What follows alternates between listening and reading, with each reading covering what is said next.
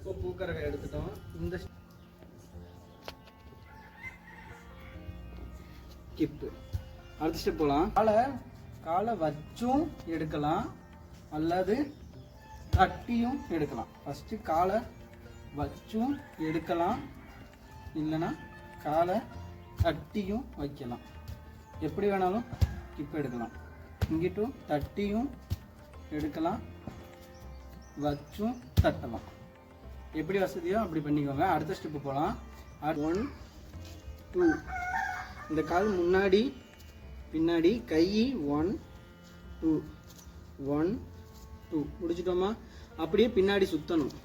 1 2 3 4 நல்லா கவனிங்க. 1 2 1 2 3 4 சுற்றி ஃப்ரண்ட்டு வந்துட்டோமா? இப்போ கால் 1 2 வலது கால் முன்னாடி 1 2 1 2 1 2 3 4 1 2 வலது காலை எடுத்து வச்சு அடிக்கணும்.